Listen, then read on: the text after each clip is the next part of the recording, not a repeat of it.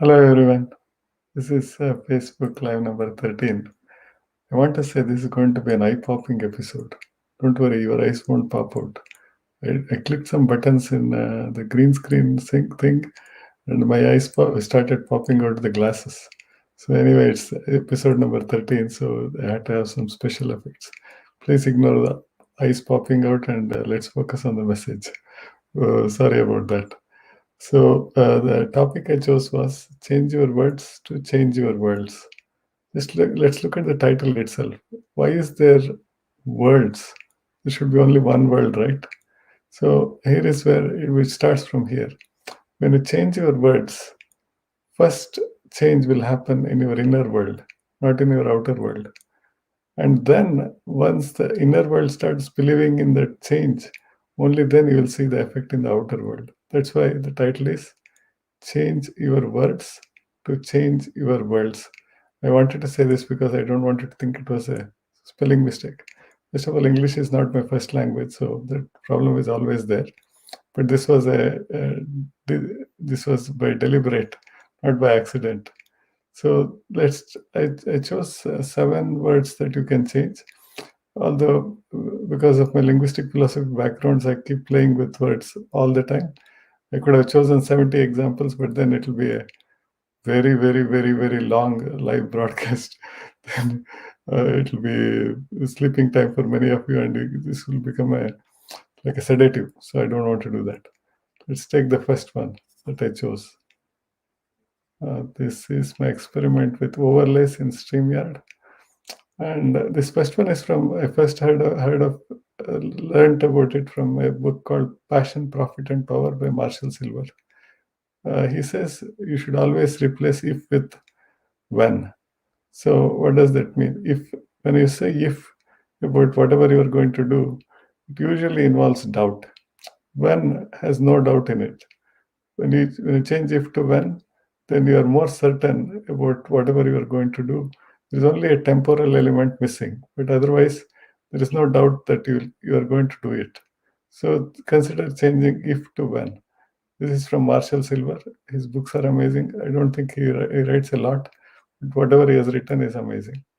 Second one is also from Marshall Silver, and that is change wherever possible, change but to and. Why?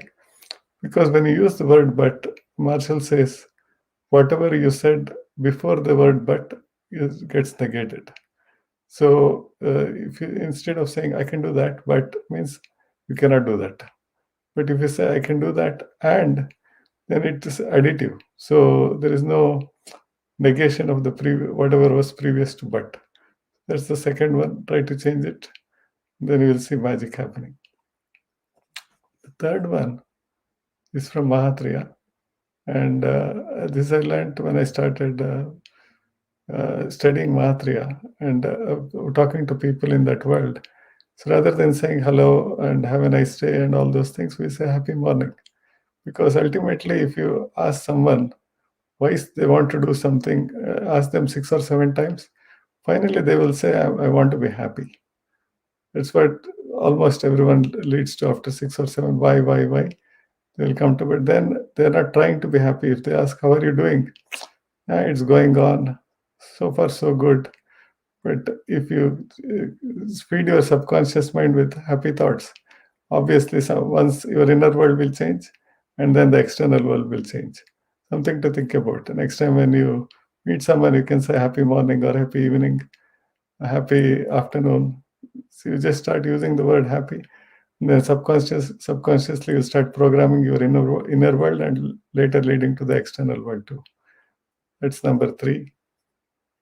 And then let's go to number 4. This is very common. People say, thank God it's Friday. Although it looks like just 4 words, it has so much meaning. That means you are just working all the week just to wait for the weekend. That means there is 5 days in the week. There are 2 days in the weekend.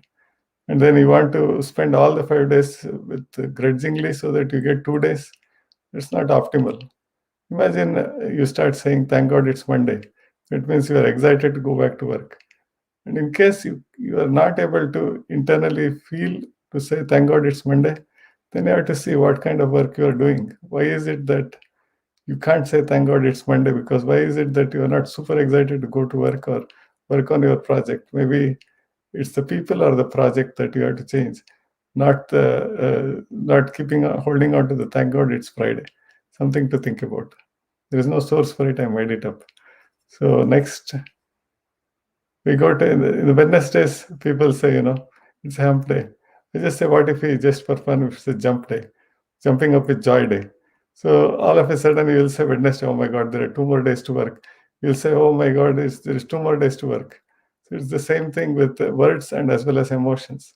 You fix them internally and you will immediately see the changes in the external world. This is just for fun. I made up something. Next, the sixth one. See what is there. So this from Tony Robbins, at least the first two. The last one, I don't know the source, but I just attributed it to Tony Robbins because he's cool anyway. So first one is people say life happens to you. That means it's a victim mentality, that somebody is doing something. So that you are not in control. And then somebody has a negative agenda, so he's just putting you under pressure. Some troublemaker is doing something to you. Life happens for you will set you in the mood of wonder. How cool is this? Although it looks like a challenge, it's a preparation for increasing your capacity to do something amazing later. So that's how you feel. But if it's a life happens through you, it's even more powerful. That means what are you being a messenger to? God or some higher power has chosen you to experience this, so that through that you will change your world and then get the capacity to change everybody's world. Something to think about. The next one, I kept the best one for the last in my world. So I said, everybody says no, easier said than done. This is an excuse manufacturing machine. So if you don't want to do it, you can say, yeah, it's easier said than done. It means it's easy to say, it is doing it is hard. If you go and ask the source of why somebody would have said it, nobody knows who said easier said than done. They could have easily said easier done than said, because then it's your license for inaction goes away, right? So basically, by saying easier said than done and making everybody repeat it, then you all get license for inaction. It means there is always an excuse. Yeah, I could change it, but it's easier said than done. Once you get used to that, it's a cop-out system, like inbuilt cop-out system. By default, if you say easier said than done, and the other person has to only nod, because sometimes he or she can also use the same excuse, and everybody is equal. So for the next 7 days, whenever you get something to do, say, "Oh yeah, it's easier done than said." People will think you are mad, but once they get used to you, they'll say, "Oh my God, this really works." So you just switch things, and you can see some amazing results. So you can do this in many things. I just chose some examples of how to change words. You don't have to change the words. You can also use words in a different way. And sometimes you don't even have to say things outside. And let me give an example. So when somebody criticizes you, the first thing that you can feel like saying is, uh, let me explain. That means you want to defend what your action is. But the best way to learn is when somebody wants to give a feedback, just ask whatever is the criticism. You use these 3 words. Tell me more. First of all, the critic or somebody who is wanting to give feedback would never have heard those words. Tell me more, because he is ready to fight and prove his point or her point. When you say "tell me more," you're making the person double click and explain more. Who knows, whatever he is telling is exactly what you needed to hear. If you try to defend, then the person goes away saying he does not want to fight. And not only this time, he will shut off from giving feedback any other time, because he knows that whenever somebody tries to give feedback, he will defend like hell. And he is not ready for fight. He said, this guy is going towards the cliff. If I try to stop him, he will fight like hell. Okay, bye. And then he'll just walk towards the cliff without any support. So tell me more is a powerful phrase that you all have to uh, I embraced it, and then it has made a lot of changes in me. And I learned more about myself, because all of us, you, me, and everyone, we don't know what we don't know. At least somebody is trying to give us the feedback. Let us be grateful for it, and rather than fighting it, let us go with the flow and say, if you say, tell me more, who knows? We discover something that you didn't know. We'll discover that, and that knowing of that might change the trajectory of a life, career, business, or a relationship.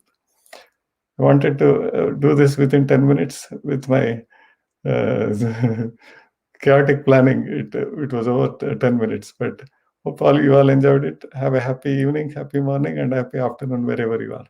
Until next time, I'll see you soon.